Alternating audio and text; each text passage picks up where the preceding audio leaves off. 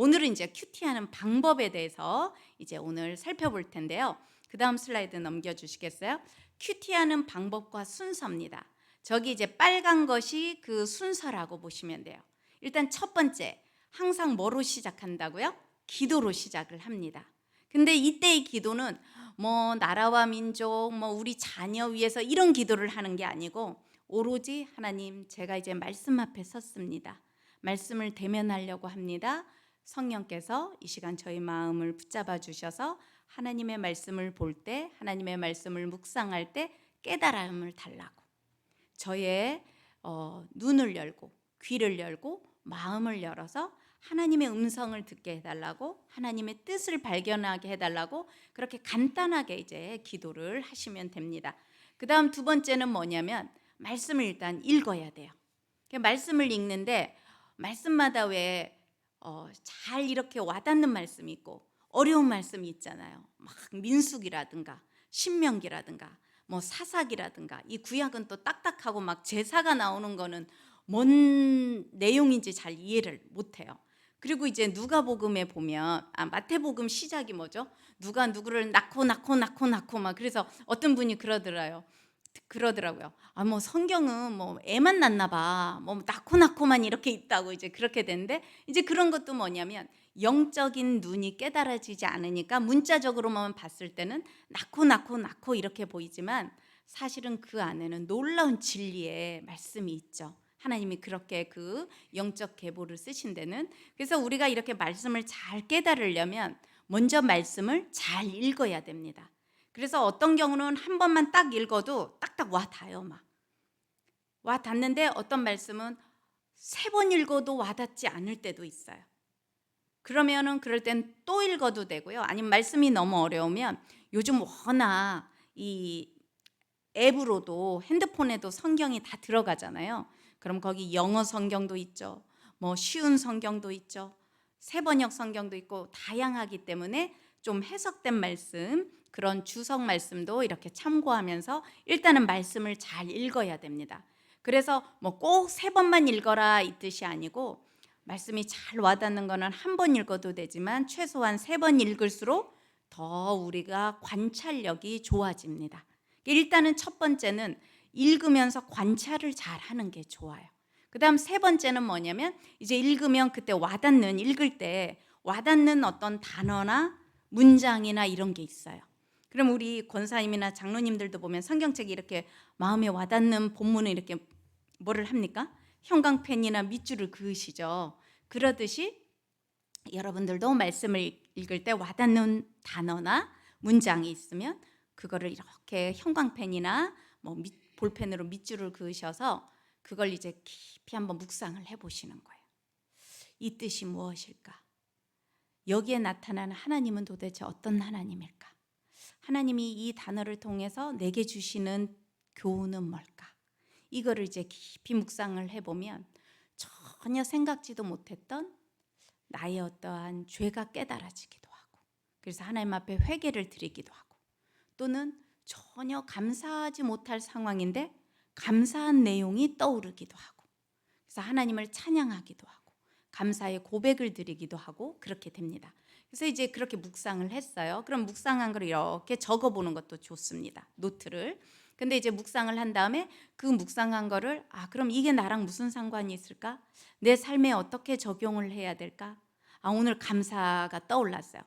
옛날에 내가 너무 힘들 때 나 옆에서 기도해 줬던 어떤 권사님이 떠올랐어요. 근데 그 권사님이 지금 멀리 이사를 갔어요.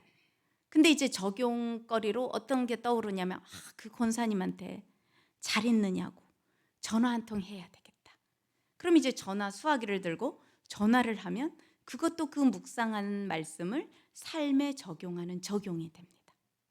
또는 어저께 직장에서 누구 동료 직원하고 이렇게 뭔가 회의를 하다가 좀 트러블이 있었어요. 그래서 좀 이게 마음에 안 좋아서 이렇게 좀 기분이 언짢았다. 근데 말씀을 묵상해 보니까 말씀에서 하나님께서 뭐 70번씩 7번이라도 용서해라, 이 말씀을 딱 묵상을 했어요. 그래서 내가 오늘 회사에 가면 내가 먼저 어떻게 어저께 잘 이렇게 주무셨냐고, 또는 커피 한 잔을 내가 이렇게 쑥스러우면 커피 한 잔을 대접하면서 오늘 하루도 이렇게 잘 보내보자고, 이렇게 이제 적용을 하시는 거예요. 그게 이제 묵상한 말씀을 삶에 적용하는 거고요. 그리고 또 그 묵상하고 적용된 말씀을 내가 이렇게 노트에다가, 또는 핸드폰이면 핸드폰에다가 기록을 해보시는 것도 되게 좋습니다. 그러면 나중에 그게 자산이 돼서 여러분들이 더 우리 머릿속에 생각한 것보다 기록하면은 삶에 적용하기도 더 잘 되고, 그게 나중에 자산이 돼서 자녀들에게 이 성경 말씀 한 권 유산으로 전달하는 것 이상의 엄청난 유산이 돼서 부모가 돌아갔을 때 자녀들이 부모님이 묵상한 노트를 보면서 예수 안 믿던 자녀가 주님 앞으로 돌아오고, 그런 놀라운 일들이 일어나게 됩니다. 저는 저희 아버지께서 예수를 너무 늦게 믿으셨기 때문에 이 큐티나 묵상이나 이런 거는 못 하셨지만 제가 아버지가 돌아가고 나서 집에 가서 이렇게 청소를 하다 보니까 아버지 그 전화번호부 서랍에 아버지 노트가 있었어요. 근데 그 노트를 펼쳐 보니까 아버지가 암 투병 중에 날마다 일기를 쓰셨더라고요. 근데 그 일기를 보는데 그 일기에 아버지가 딸이랑 교회 간 얘기, 딸한테 전화 받은 얘기, 이런 얘기들을 썼어요. 근데 그걸 보니까 저희 아버지가 참으로 이렇게 무뚝뚝하셨어요. 너무나 유교 사상에 쩔어 계셔가지고 아버지가 상당히 고지식하시고 되게 불같으시고 되게 무서우신 분이셨어요. 그런데도 그러니까 이렇게 자상한 면이 없으셔서 아이고 우리 딸 왔네 이렇게 칭찬을 못 하셔요. 늘 아버지는 훈계하시는 분, 교훈하시는 분, 혼내시는 분, 이런 분이셨는데 그 아버지의 노트를 보면서 제가 많이 울었습니다. 우리 아버지가 이렇게 자녀들을 사랑하는데 아버지가 이렇게 표현하는 방법을 못 배우신 거예요. 옛날 분이셔가지고 아버지는 늘 엄해야 된다. 그런데 이제 그 기록을 보면서 제가 아버지를 생각하니까 참으로 눈물이 많이 났는데, 우리 아버지가 이렇게 늦게 예수를 믿었지만 교회 가는 거를 참으로 좋아하셨구나. 그래서 성경에 나중된 자가 먼저 된다는 것이 이런 거였구나. 그거를 제가 지금도 잊을 수가 없어요. 그래서 우리가 이 글자로 남긴다는 것이 얼마나 큰 영향력이 있는지 모릅니다. 그러니까 우리 날마다 못하더라도 그렇게 크게 와닿을 때 이렇게 기록하시는 것도 상당히 좋습니다.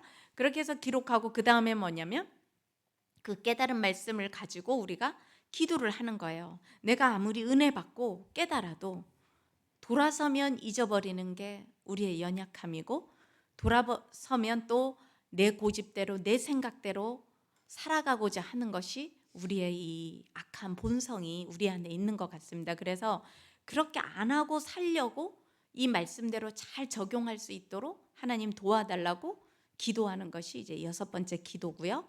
그래서 세상을 살아난 다음에 이렇게 주일이든 이렇게 한 주간 삶을 살고 나서 또 다른 사람하고 나눠보는 거예요. 이제 그게 우리가 이제 오후에 목장 예배를 드리면 소그룹에서 이제 나누는 거죠. 그러면 왜 굳이 나누느냐? 뭐든지 나누면 풍성해집니다.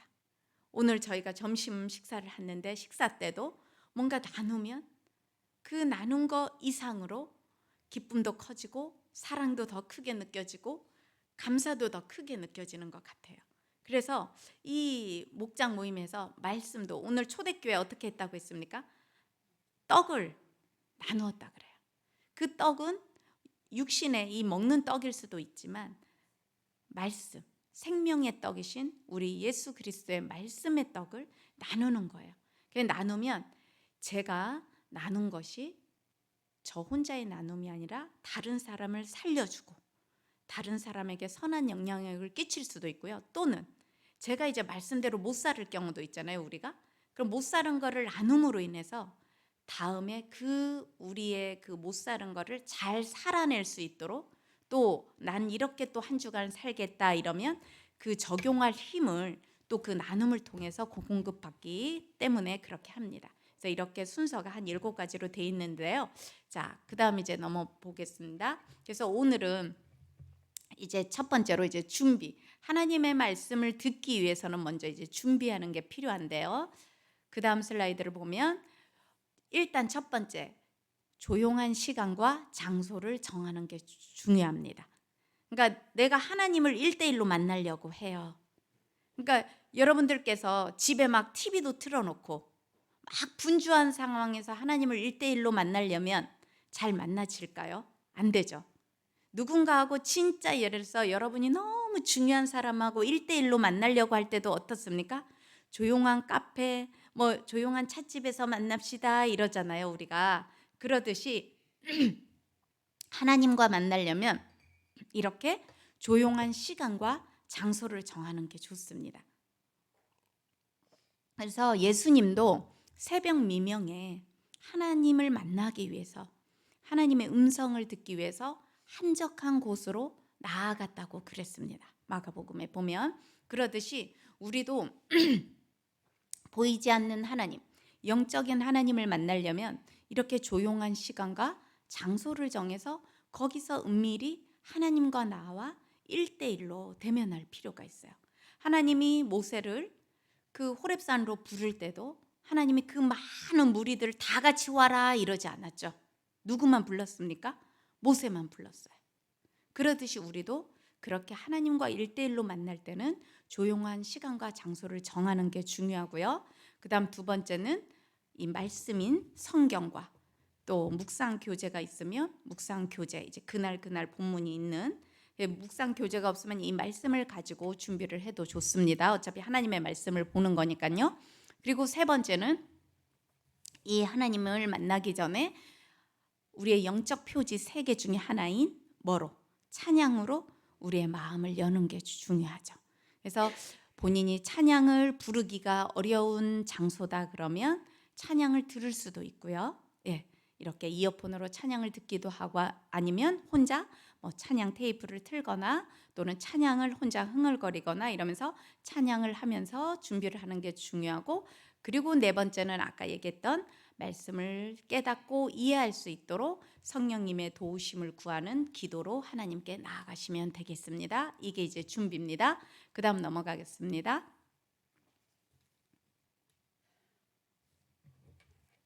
예, 그 다음 이제 두 번째가 뭐냐면 이게 이제 기도로 준비해서 찬양과 기도로 나아가는 거고, 그 다음이 이제 본문을 읽어야 돼요. 그날 본문을. 이거를 뭐라 그러냐면 읽기와 관찰. 읽을 때 그냥 단순하게 읽는 게 아니고요, 주의 깊게 읽는 게 중요합니다. 자, 한번 보겠습니다. 자, 우리가 이제 하나님의 말씀을 대할 때는 마치 내가 여기서 막 높은 지식을 이걸 헬라어로 뭐라 하지? 히브리어로 뭐라 하지? 그러한 지식을 아는 것도 중요하지만 그 지식 이상의 하나님의 뜻을 분별하는 게 중요하거든요. 그래서 너무 성경 공부를 하려는 자세보다는 은혜 받을 준비를 하고 읽는 것이 중요하다고 마틴 로이드 존스 목사님이 이런 말씀을 했습니다. 그러니까 우리가 지식을 뛰어넘는 은혜 받을 준비, 그거를 생각하면서 하나님의 말씀을 읽는 게 중요한데요. 자, 그러면 어떻게 이제 읽고 관찰을 하는지 보겠습니다. 아까도 얘기했지만 그 다음 슬라이드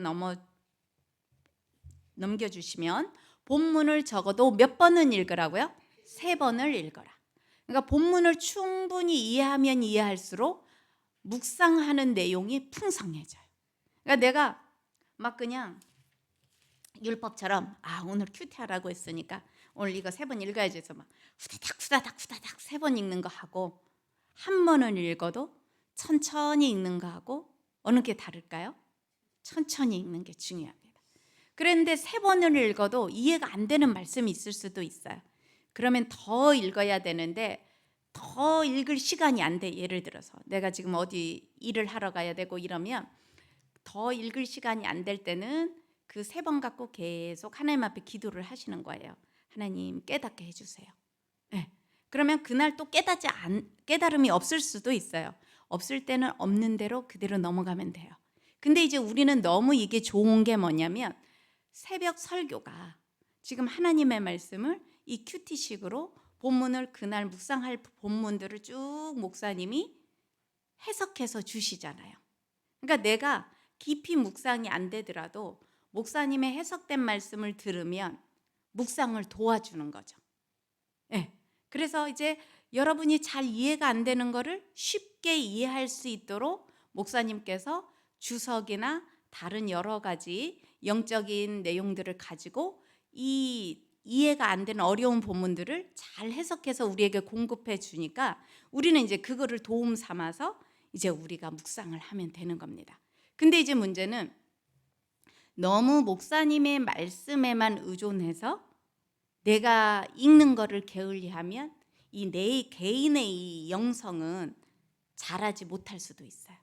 그러니까 항상 그렇잖아요. 밥은 떠먹여 주는 것만 먹는 게 아니라 내 스스로 직접 먹는 게 중요하듯이, 그러니까 내가 읽는 게 상당히 중요합니다. 그러면 하나님이 내가 읽으면서 깨닫는 은혜도 있고 또 주의 말씀을 해석된 말씀을 선포된 말씀을 들으면서 또 깨닫는 은혜도 있고, 그러니까 이제 여러분들께서 꼭 읽는 거를 여러분 스스로가 하는 게 꼭 중요하고요. 그래서 읽으면서 마음에 와닿는 단어나 문장에 뭐를 하셔라? 밑줄을 그으셔라. 예. 그다음 그래서 이제 우리가 한번 예를 들어서 제가 이렇게 설명을 했지만 어떻게 관찰하는지 한번 본문을 가지고 예를 들어서 한번 살펴보겠습니다. 관찰은요, 마치 여러분이 이거 아시죠? 비디오 카메라 기자, 현장에 취재하러 가는 그 비디오 카메라 기자라고 여러분이 상상을 하셔요. 내가 지금 그 현장에 간다, 취재하러. 그러면 이제 예를 들어서 누가복음 24장 13절에서 14절 다 같이 읽어보겠습니다. 시작.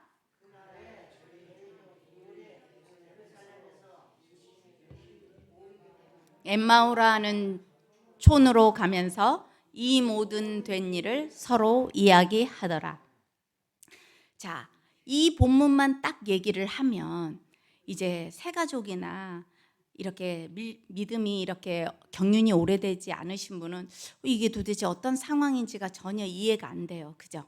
근데 이제 지금 여기 계신 분들은 다 신앙생활을 오래 하셔서 아마 지금 이 상황이 어떤 상황인지는 아실 거예요. 그렇기 때문에 우리가 큐티는 오늘은 마태복음, 내일은 마가복음, 모레는 신명기 이렇게 하는 게 아니라 쭉 이어서 계속 가야 됩니다. 그래야 문맥이 흐름이 살아있게 돼요. 그러니까 지금 이거는 이제 강의 때문에 요 본문만 짧게 했지만 지금 여기에 엠마오로 가는 그 두 제자의 모습이에요. 그죠? 저도 엠마오가 어느 지역에 있는지를 모르겠는데 이제 예루살렘 성에서 한 25리가 된대요. 그러니까 이것도 이제 젊은 사람들 같은 경우는 1, 2, 1리가 어느 정도 길인지 잘 모를 수 있잖아요. 그래서 어쨌든 25리 되는 그 길로 엠마오라 하는 그 촌으로 시골로 가고 있어요, 둘이. 근데 그 둘이 이 모든 된 일을 서로 이야기를 하고 있대요. 여러분이 카메라를 가지고 지금 그 엠마오로 가는 두 제자하고 같이 걸어가고 지금 취재하고 있다고 생각을 해보세요. 자, 지금 그 두 제자는 서로 어떤 일을 얘기하고 있냐면 이 모든 된 일을 얘기하는데 이 모든 된 일은 뭐냐면 예수님이 십자가에 돌아가셨어요. 못 박혀서. 자기들이 그렇게 호산나 다윗의 자손이야 하면서 예루살렘 입성할 때 마치 예수님이 이제 그 로마 통치를 다 제어를 하고 왕으로 등극하실 줄 알았는데 오히려 예수님이 처참하게 십자가에 못 박혀서 죽어버리셨어요. 얼마나 허탈하겠습니까? 그렇죠? 그 상황들을 쭉 얘기하면서 가고 있어요. 우리 여러분들이라면 가면서 뭐라고 하실 것 같아요? 지금 이 엠마오 두 제자가 하는 것처럼 여러분이 그 상황을 목격했다면, 여러분이 그 제자라고 하면 여러분이 믿고 따랐던 그 예수님이 우리를 그냥 더 이렇게 잘 먹고 잘 살게 해주실 것 같았는데 메시아고 구세주라고 왔다고 믿었는데 오히려 죽어버렸어요. 어떠실 것 같으세요? 저 같으면 내가 인생을 헛살았나? 내가 사람을 잘못 봤나? 내가 믿은 지금까지의 믿음은 도대체 뭐였던가? 내가 아는 예수님이 그런 분이셨나? 이제 저의 지식으로, 저의 한계로 아마 상당히 저 같으면 허탈해하고, 이제 시골 가서 뭐라 그러지? 부모님들한테 뭐라고 말하지? 부모님이 그래, 예수 믿고 그냥 잘 될 줄 알았더니 그래 고작 갔다 온 것이 이렇게 텅텅 빈털터리가 되고 돌아왔냐, 이런 말을 들으면 창피해서 어떡하지? 뭐 하여튼 그런 어떠한 그 뭔가 막 그 이 기분이 업된 게 아니라 많이 다운돼 가지고 허탈한 마음의 얘기를 많이 했을 것 같아요, 저라면. 그걸 이제 여러분 각자가 상상을 해보시는 거예요. 그러니까 저의 마음과 장로님의 생각과 권사님의 생각이 다 다를 수가 있죠. 우리는 그 현장을 생생하게 취재한다 생각하고 생각을 하면서 관찰을 하는 겁니다. 여기 질문이 있죠. 예수님이 십자가에 못 박혀 돌아갔다는 사실을 성경으로 읽을 때 그 일이 우리 자신에게 얼마나 크게 와닿는가. 각자 다 다르실 거예요. 그죠? 남의 일처럼 여겨지지는 않는지, 그냥 아주 먼 옛날 이야기처럼 느껴지지는 않는지, 그 예수님이 십자가에 못 박혀 돌아갔다는 그 장면을 보면서 여러분이라면 어떤 생각이 드실지. 제가 볼 때는 우리가 겪은 삶의 여정에 따라서 그 강도는 다를 거라고 생각이 됩니다. 만약 저희 자녀들에게 이런 얘기를 하면 자녀들은 과연 어느 정도 생각할까? 그것도 저는 모르겠어요. 예. 그런 식으로 우리가 그 사건 현장에 내가 있는 상태로 읽고 관찰을 하면 우리에게 성령께서 주시는 그 깨달음이 훨씬 달라질 거라는 것입니다. 예, 그다음 넘길게요. 그래서 우리가 이렇게 말씀을 읽고 관찰할 때 항상 기자의 시각, 아까 제가 취재한다고 그랬죠. 취재하는 기자의 시각으로 늘 보라는 거예요. 그 장면을. 예를 들어서 요한복음 8장 1절에 예수는 감람산으로 가시다, 이런 이제 말씀이 나오는데, 그럼 저거를 볼 때 예수님 감람산 가셨구나, 이러면 이제 더 이상 나에게 오는 감동이 없어요. 왜 가셨을까? 거기에는 어떤 사람들이 같이 있었을까? 그때 어떤 일이 벌어졌을까? 그 이제 사건의 현장성을 관찰함으로써 그 상황에서의 주님의 마음을 우리가 이제 느껴볼 수 있다는 거죠. 그러니까 겉으로 대충 보는 거와 꼼꼼히 관찰하는 거와는 우리에게 와닿는 게 다른 거죠. 그러니까 그 감람산으로 가실 때 예수님의 심정이 어땠을까? 십자가의 길을 앞두고 예수님이 가셨을 텐데, 만약 내가 내일 어떤 중요한 어떤 미팅이 있다, 어떤 사업을 하는데 누구를 만나야 된다, 그럼 그때도 우리의 마음이 어떻습니까? 상당히 두렵고 떨리는 마음이 있죠. 지금 내가 바이어하고의 미팅을 앞두고도 이런 마음인데, 예수님은 십자가의 죽음을 앞두고 저 감람산으로 가실 때 어떤 마음이 들었을까? 예수님은요, 우리가 이제 그런 경우가 있어요. 예수님이 전지전능하신 하나님의 아들이라는 생각에 우리 인간, 우리가 겪는 고통과 우리의 이 마음의 심정이 예수님은 남다를 거다라는 착각을 할 때가 있어요. 사실은 그렇지 않거든요.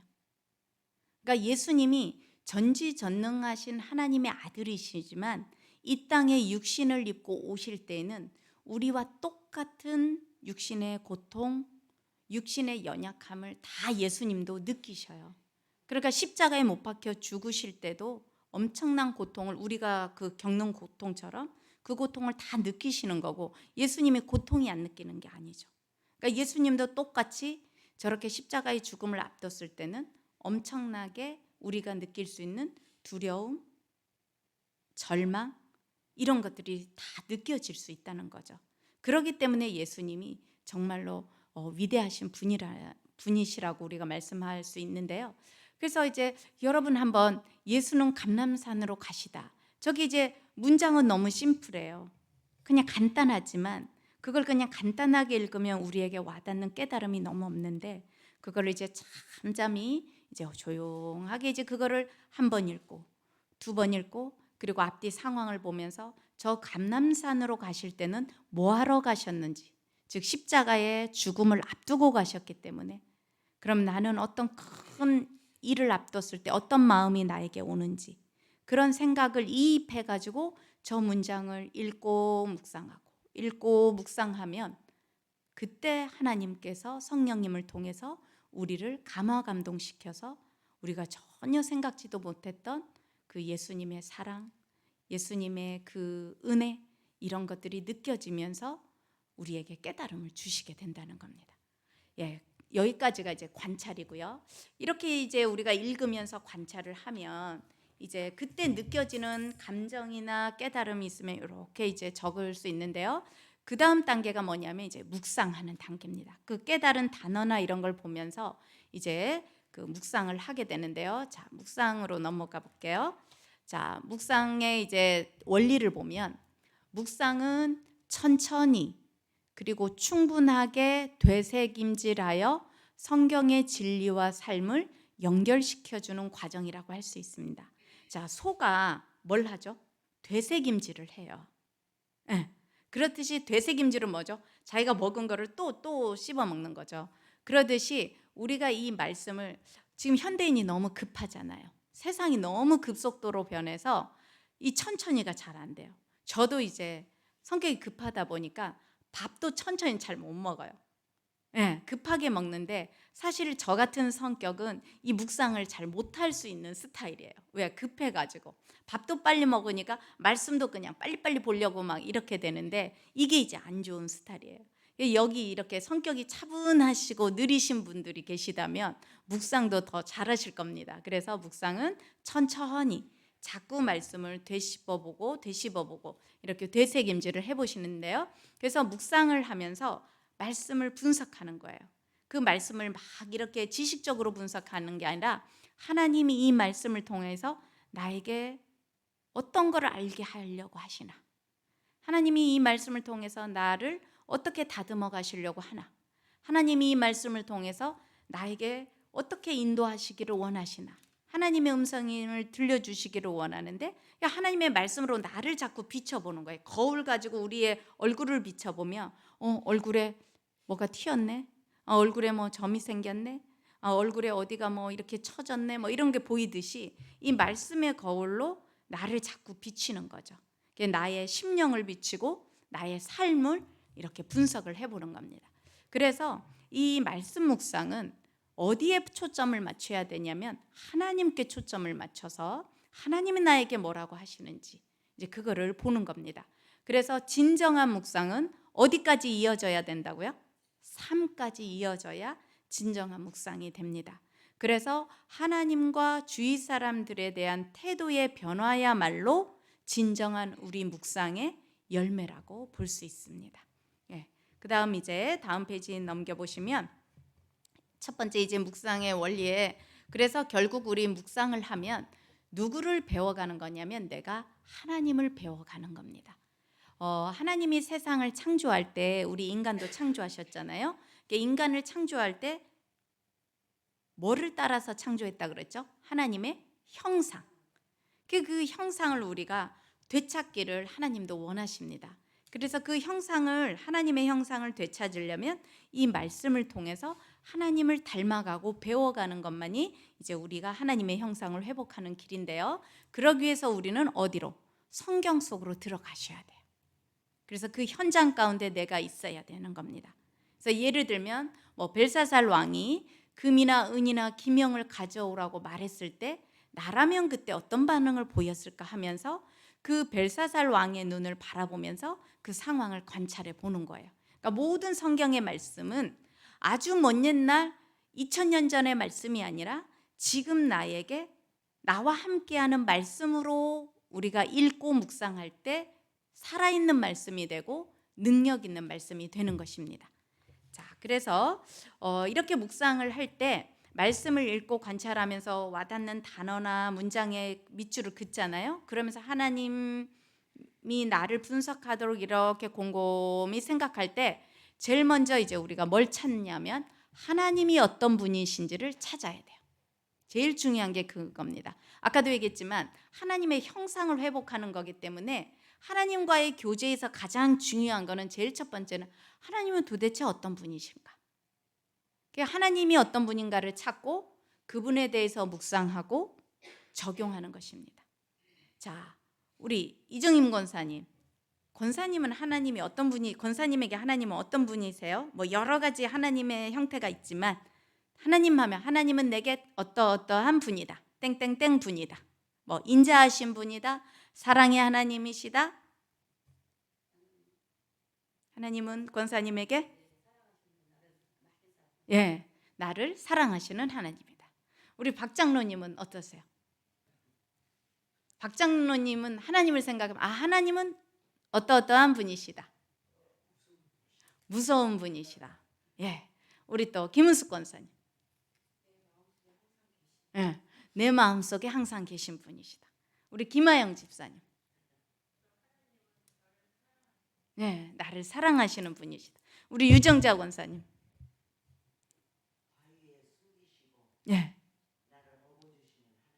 와, 멋있습니다. 바위에 숨기시고. 그래서 하나님은 나의 요새가 되시고, 그죠? 산성이 되시고. 근데 저는 업어주시는 분이시다. 참 시적인 표현입니다. 우리 임부자 집사님 어떠세요? 무서운 분이시다. 우리 목사님은 어떠세요? 목사님에게 하나님은 어떤 분이세요? 척하면 나와야죠, 그죠? 네.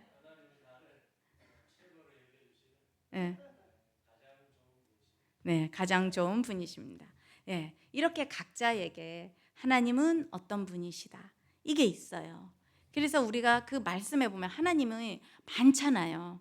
뭐 치료의 하나님, 승리의 하나님, 뭐 스스로 계시는 하나님, 노하기를 더디하시는 하나님, 뭐 많잖아요. 하나님에 대해서. 그러니까 어떻게 보면 이 성경 말씀이 하나님이 어떤 분이신지를 하나님이 곳곳에 우리로 하여금 까먹을까 봐. 여러분들이 왜 저는 뭐 이렇게 피난 생활을 안 해봐서 모르지만 예전에 6.25 때문에 이렇게 피난 올 때 이 가족들 간에 이렇게 헤어질까 봐 막 또 그 피난 보낼 때 뭐 그랬다고 그러더라고요. 뭐 꼭 기억해야 될 거, 너희 아버지는 누구다, 너 고향은 어디다, 이런 것들을 자꾸 이렇게 알려주잖아요.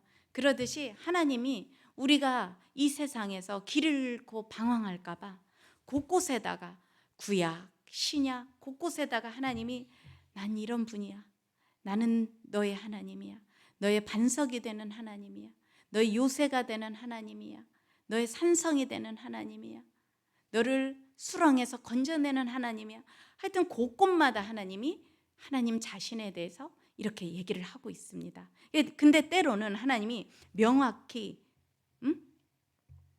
너의 산성이 된다 이렇게 구체적으로 표시하기도 하지만 때로는 하나님이 이렇게 숨바꼭질처럼 이렇게 다른 말씀으로 숨겨놓기도 했어요. 근데 이제 우리가 그 하나님의 말씀을 잘 이렇게 찾아서 묵상하다 보면 하나님이 이런 분이셨네. 이제 그런 것들을 우리가 발견할 수 있습니다. 그래서 하나님이 어떤 분이신지를 찾아야 하는 이유는 이 성경은 도덕이나 윤리를 뛰어넘은 하나님의 은혜를 기록하고 있는 생명의 말씀이기 때문에 우리가 이렇게 하나님을 먼저 찾는 것이 중요합니다. 자, 그래서 하나님이 어떤 분이신지를 찾는 방법을 이제 하나씩 보겠습니다. 첫째, 아까도 말씀했듯이 하나님이 자신이 어떤 분이신지를 직접 본문에 텍스트로 문자로 기록해 놓은 말씀도 있고요. 또는 본문에 등장하는 인물, 예를 들어서 뭐 다윗, 그죠? 이런 사람들을 통해서 고백을 통해서 찾을 수도 있고요. 또는 세 번째는 성경 본문에 따라서는 하나님에 대해서 직접적으로 문자로는 표시 안 됐어요. 그런데 이제 문맥적으로 우리가 파악할 수 있도록 그 안에 간접적인 표현을 통해서도 찾을 수가 있습니다. 자, 그래서 거기에 보면 출애굽기 20장 6절 한번 찾아볼까요? 자, 어느 분이시든 빨리 찾으시면 출애굽기 20장 6절을 먼저 찾으신 분이 읽어주시면 되겠습니다.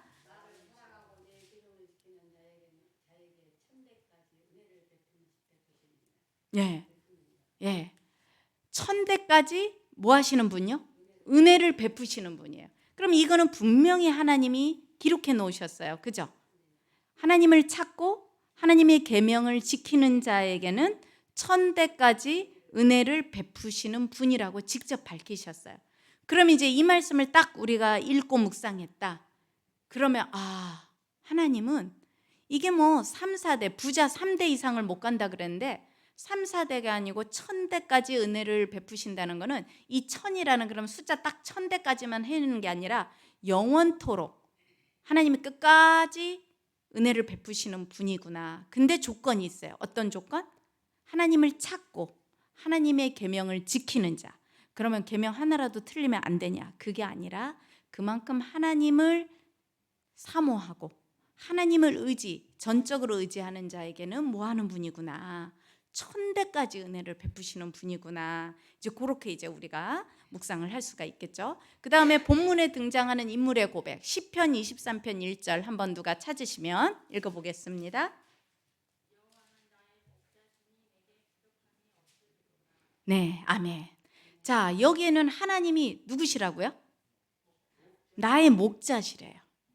응. 그러니까 하나님이 나의 목자라는 거는 이제 약간은 비유적인 표현이지만 목자면은 나는 뭡니까? 양이죠. 그렇죠?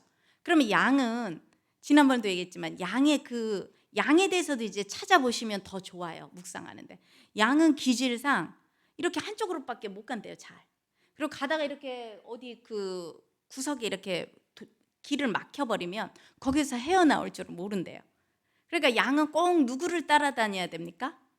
목자를 따라다녀야 돼요. 그게 누구의 음성을 잘 들어야 돼요? 목자의 음성을 잘 들어야 돼요. 그리고 이제 양이 목자의 음성을 듣고 따라가는데 양이 자기 가고 싶은 길로 저쪽으로 가버렸어요. 그럼 거기에 뭐가 나타날 확률이 높습니까? 그렇죠. 이리떼가 나타나죠. 늑대가 나타날 수 있습니다. 그 늑대가 사실은 뭐죠? 우리를 유혹시키는 죄, 마귀의 유혹이 늘 도사리고 있다는 거죠. 그러니까 거기에서는 인물의 고백을 통해서 보죠. 다윗이 나의 목자, 하나님은 나의 목자라고 이렇게 고백했듯이 그렇지 하나님, 주님이 저도 양입니다. 주님 저의 목자가 돼주시죠. 저도 그러면 주님의 음성을 쫓아서 잘 따라다니는 그런 순한 양이 되도록 저를 도와주세요. 뭐 이렇게 이제 우리가 깨달음이 올 수 있는 겁니다. 예, 그런 식으로 이제 우리가 하나씩 묵상을 하면 되는 겁니다. 자, 그다음 이제 다음 슬라이드 보면 이렇게 하나님이 어떤 분이신지를 찾을 때 우리가 너무 억지로 또 막 잘 안 나타나는 본문을 가지고 억지로 분명히 사모님이 하나님이 어떤 분이신지 찾으라고 했으니까 내가 기억고 찾고 말 거야. 이런 또 너무 불타는 열정을 가지고 너무 억지로 찾으려 하지 마시고 어떤 본문은 그렇게 하나님이 안 나타나 있을 때도 있어요. 그럴 경우는 그냥 자연스럽게 문맥을 따라서 하나님이 주시는 교훈을 따라서 우리가 찾으면 되고요. 모든 본문에서 꼭 하나님이 어떤 분이신지를 다 찾아야 될 필요는 없습니다. 그러니까 너무 거기에 얽매이실 필요는 없습니다. 자, 그다음 또 예제를 한번 보겠습니다. 마태복음 1장 18절에서 25절 말씀인데요. 여기 나와 있으니까 다 같이 읽어보겠습니다. 예수 그리스도의 나심은 이러하니라. 그 모친 마리아가 요셉과 정혼하고 동거하기 전에 성령으로 잉태된 것이 나타났더니 그 남편 요셉은 의로운 사람이라. 저를 드러내지 아니하고 가만히 끊고자 하여 이 일을 생각할 때 주의 사자가 현몽하여 가로되 다윗의 자손 요셉아 내 아내 마리아가 데려오기를 무서워 말라. 저에게 잉태된 자는 성령으로 된 것이라. 아들을 낳으리니 이름을 예수라 하라. 이는 그가 자기 백성을 저희 죄에서 구원할 자이심이라 하니라. 이 모든 일에 된 것은 주께서 선지자로 하신 말씀을 이루려 하심이니 가라사대 보라 처녀가 잉태하여 아들을 낳을 것이요 그 이름은 임마누엘이라 하리라 하셨으니 이를 번역한즉 하나님이 우리와 함께 계시다 함이라. 요셉이 잠을 깨어 일어나서 주의 사자의 분부대로 행하여 그 아내를 데려왔으나 아들을 낳기까지 동침치 아니하더니 나음의 이름을 예수라 하니라. 아멘. 자, 이걸 가지고 우리가 이제 한번 하나님이 어떤 분이신지 찾는 방법을 소개해 드리겠습니다.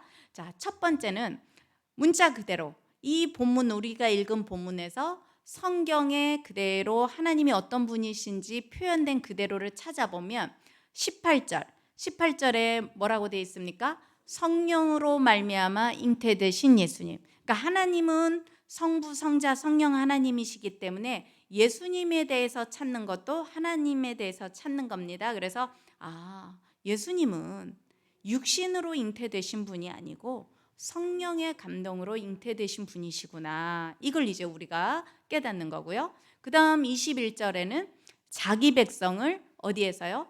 저희 죄에서 구원하시는 예수님. 구원자 예수님이시구나. 그러면 나 같은 죄인도, 나도 늘 죄를 짓고 사는데 나 같은 죄인도 구원받는 길은 누구를 통해서만, 예수님을 통해서만 구원받겠구나. 그 다음 또 두 번째, 앞뒤 문맥을 살피면서 찾을 수도 있어요. 거기에 보면 18에서 21절에 보면 성령으로 잉태되어 자기 백성을 구원할 자로 이 세상에 오신 예수님, 이렇게 돼 있죠. 그러니까 결국은 백성을 구원할 자로 이 세상에 오신 예수님이 우리 하나님의 아들 예수님이시고, 그 다음 22절을 보면 선지자의 예언대로 말씀을 이루시는 분. 그러니까 선지자는 구약의 선지자잖아요. 수많은 선지자들이 예언했어요, 예수님 오기 전에. 근데 사람들이 믿는 사람도 있는가 하면 믿지 않는 사람도 있죠. 지금도 마찬가지죠. 우리가 먼저 예수 믿은 사람들이 예수님을 믿어야 우리가 구원을 받습니다. 영원히 죽지 않습니다. 아무리 우리가 이렇게 말씀을 전파하지만 믿는 자가 있는가 하면 믿지 않는 자가 있어요. 그러나 하나님은 어떤 분이시냐? 반드시 하나님의 약속의 말씀을 뭐 하시는 분이다? 이루시는 분이다. 그러면 이제 이걸 묵상을 하면 지금 내가 내 앞길이, 내 자녀의 앞길이 전혀 앞이 내 눈에는 보이지가 않아요. 그러면 자꾸 마음에 의심을 마귀가 유혹을 해요. 봐라, 안 돼. 네 자녀는 안 돼. 너 남편은 안 돼. 안 될걸? 막 이런 마음을 주죠. 그러면 이제 우리가 기도하다가도 낙심이 되고, 하나님 도대체 저에게 언제 응답해 주실까요? 이제 그런 막 실망감이 들 수가 있거든요. 근데 이런 말씀을 묵상해서 이 말씀을 딱 마음에 붙잡고 이 말씀을 붙잡고 기도를 하는 거야. 하나님, 분명히 선지자의 예언대로 말씀을 이루는 분이 하나님이심을 오늘 제가 깨달았는데, 하나님 그 말씀을 이루셔서 예수님을 이 땅 가운데 보내셨고 우리를 구원해 주셨듯이 저에게도 제가 이 약속의 말씀을 붙잡습니다. 하나님, 지금 보이는 것은 하나도 없지만 하나님께서 반드시 제가 믿고 구하면 이루어 주실 줄로 믿습니다. 이렇게 이제 우리가 기도를 하는 거예요. 그게 내 정욕으로 기도하는 게 아니고 그런 걸 바로 뭐라면 말씀을 붙잡고 기도하는 겁니다. 그래서 사실은 저도 이제 살아오면서 여러 가지, 저뿐만 아니라 여기 계신 분도 다 그러겠지만 이게 앞이 보이지 않을 때가 많죠. 예를 들어서 어떠한 내가 생각했던 일들이 내 생각대로 진행이 안 되잖아요.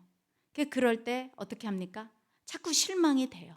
근데 말씀을 보면 은혜 받았다가 말씀을 안 보면 또 실망했다가, 이제 저희 아버지가 예수를 믿기까지 참 오랜 세월이 걸렸거든요.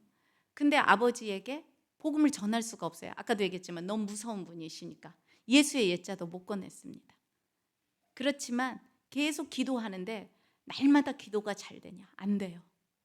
아버지가 어느 날은 보면 우리 아버지는 예수 안 믿으실 것 같다, 저러다 돌아가실 것 같다, 막 이런 마음도 들어요. 그래가지고 했지만 그래도 어쨌든 말씀을 붙잡고 기도하다 보니까 오르락내리락 하지만 그래도 분명히 하나님은 반드시 약속의 말씀을 이루어 주셔서 믿고 구했더니 하나님께서 20년이 넘었을 때 어느 날 갑자기 오더라고요. 그러니까 우리가 그날이 도적같이 임한다는 그 말씀도 똑같아요. 저희 아버지에게는 전혀 일어나지 않을 것 같았는데 어느 날 갑자기 아버지가 암이라는 큰 질병을 겪게 되시고, 또 때가 되니까 예수의 예자도 제 입에서 입술을 못 열었는데 갑자기 성령께서 담대함을 주시더라고요. 그래서 그때부터는 교회 가시자고, 사위한테 기도받으시자고 그냥 막 전화해 지는 거예요. 근데 그렇게 말할 때 두려움이 없었을까요? 있었어요. 이렇게 말했는데 우리 아버지가 이렇게 나오면 어떡할까 막. 그런데 성령께서 역사하니까 그렇게 말했을 때 아버지가 전혀 생각 외로 기도받겠다 하시고 또 교회 나가겠다 하시고 막 그렇게 해서 어쨌든 하나님께서 예수 믿는 주의 백성으로 삼아 주셨습니다. 그렇기 때문에 우리도 이렇게 말씀을 묵상을 하게 되면, 하나님이 어떤 분이신지를 분명히 알게 되면 그 말씀을 붙잡고 기도하면 우리의 믿음이 점차 하루하루 달라지게 성장하고 성숙하게 될 줄로 믿습니다. 예, 그래서 우리가 이제 그다음 이렇게 하나님을 찾는 방법도 있지만 또 내게 주시는 교훈도 이제 찾게 돼요. 아까도 얘기했듯이 모든 본문이 다 하나님이 어떤 분이신지만 표현하는 게 아니라 그 하나님이 우리에게 주시는 교훈들을 또 기록해 놓죠. 특히 이제 잠언서라든가 이런 데는 교훈의 말씀이 훨씬 더 많잖아요. 지혜의 말씀이. 그래서 이 본문에서 하나님이 어떤 분이신가를 1차적으로는 찾되 다시 또 쭉 읽으면서 우리가 하나님이 내게 주시는 교훈은 또 무언가를 또 같이 이렇게 묵상을 해볼 수가 있습니다. 그래서 뭐 1차는 하나님, 2차는 교훈, 이렇게 딱 이분법적으로 나누는 것이 아니라 쭉 묵상을 하다 보면 하나님이 어떤 분이신지도 찾게 되고 하나님이 내게 주시는 교훈도 찾게 되고 이렇게 되는 겁니다. 그래서 그렇게 해야 우리의 문맥을 살려서 읽을 수가 있습니다. 자, 그래서 한번 우리에게 주시는 교훈은 어떤 교훈들을 우리가 찾아야 되냐면, 내가 순종해야 될 명령은 무엇인지, 여기에 나온 인물을 통해서 내가 본받아야 할 점은 무엇인지, 내가 피해야 할 죄는 무엇인지, 하나님이 내게 주시는 책망이나 경고나 내가 붙잡아야 될 약속은 무엇인지, 기도해야 될 제목은 무엇인지, 오늘 내가 해야 될 일은 무엇인지, 고쳐야 할 생각이 무엇인지, 이런 다양한 것들을 깨닫게 됩니다. 자, 그래서 한번 예를 들어보겠습니다. 마태복음 우리가 아까 읽었던 1장 18절에서 25절을 보면 아까 내용 아시죠? 성령의 감동으로 잉태가 되어서 이 마리아가 이제 예수님을 잉태하게 되었어요.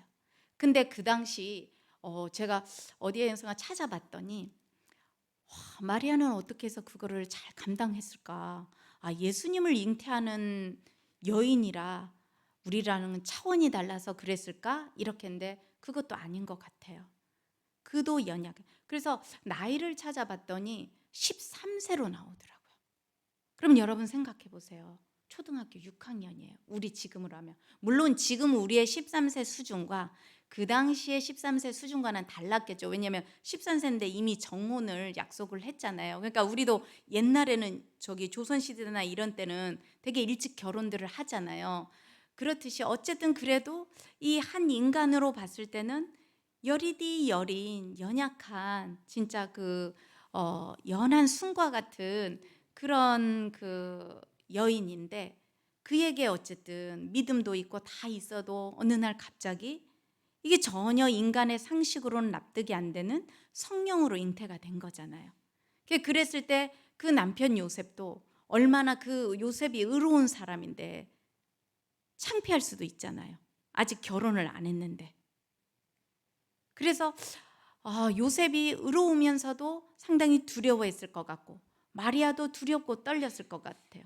저 같은 경우도 많이 그랬을 것 같습니다. 그래서 거기에 보면 요셉은 상당히 의로웠고 또 두려워했어요. 그럼 무엇을 두려워하냐면 하나님을 또 두려워했겠죠. 이게 어떠한 의미인지. 그런데 그래서 요셉이 사람도 두려워해서 어떻게 했습니까? 가만히 끊고자 했었어요. 근데 끊고자 했지만 그 천사가 주는 말씀을 통해서 하나님의 말씀에 뭐를 합니까? 순종을 하게 되죠. 그래서 우리가 이런 것들을 보면서 우리 자신에게도, 우리도 보면은 내가 전혀 생각지도 못한 일들이 나에게 떨어질 때가 있잖아요. 그래서 이제 그럴 때 우리가 어떻게 이러한 그 교훈들을 따라서 내가 쫓을 수 있는가. 근데 사실 저도 교훈을 와 닿아도 묵상은 돼요. 묵상은 되는데 그대로 삶을 잘 못 살아낼 때가 많습니다. 예, 그래서 어쨌든 여러분들도 이렇게 말씀을 똑같은 말씀이지만 말씀에서 우리가 하나님이 어떤 분이신지도 찾지만 또 우리 각자에게 주시는 교훈도 찾게 되는 것 같습니다. 그래서 이렇게 우리가 묵상을 통해서 찾는 거는 몇 가지를 찾으면 된다고요? 두 가지를 찾으면 됩니다. 뭐와 뭐라고요? 하나님이 어떤 분이신지 그리고 내게 주시는 교훈이 무엇인지 요거를 찾으면 이게 말씀 읽기 즉 관찰과 그다음 뭐라고요? 묵상. 이렇게 단계가 있습니다. 그래서 묵상에 포함돼야 될 꼭 세 가지 중요한 게 있습니다. 자, 첫 번째가 뭐라고요? 과거의 삶에 대한 회개. 두 번째, 지금 나에 대한 하나님의 세워주심. 세 번째, 오늘 살아갈 내 삶에 대한 하나님의 구체적인 지시. 그러니까 묵상에는 과거, 현재, 미래 세 가지가 꼭 포함돼야 된다는 거예요. 그러니까 과거의 삶에 대해서는 회개 또는 뭐 감사도 있을 수 있어요. 그러니까 과거를 보라는 거죠. 말씀을 통해서. 그리고 지금 현재도 봐야 되는 거예요. 너무 과거에만 연연하지 말고 지금 나를 하나님이 어떻게 하시길 원하시는지, 하나님은 나를 뭐 해주시길 원한다고요? 세워주시길 원하시는 거예요. 그러니까 오늘 이 말씀 가지고 하나님 제가 과거에 이래서 잘못했습니다 이거에만 그치지 말고 그러면 지금 나를 하나님은 어떻게 하기를 원하는지 그걸 바라봐야 되고 그리고 그 다음에 오늘 이후에 이 묵상 이후에 내 삶에서 하나님은 어떻게 살라고 안내하는지 지시하는지 그 말씀을 우리가 묵상을 해야 된다는 겁니다. 그래서 저도 이렇게 성도님들 앞에서 말씀 묵상에 대해서 강의하고 이렇게 하지만 여전히 제가 묵상하는 삶이 잘 안 될 때가 너무 많습니다.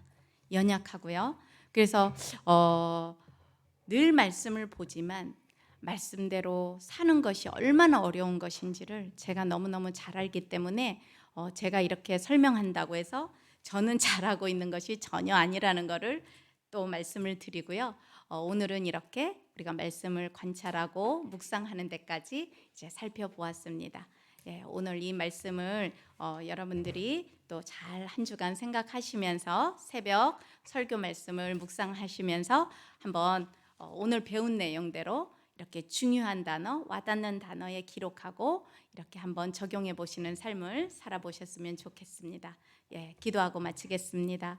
하나님 감사합니다. 부족한 죄인이 오늘도 또 이렇게 우리 성도님들 앞에서 이 큐티하는 방법에 대해서 같이 말씀을 나눴습니다.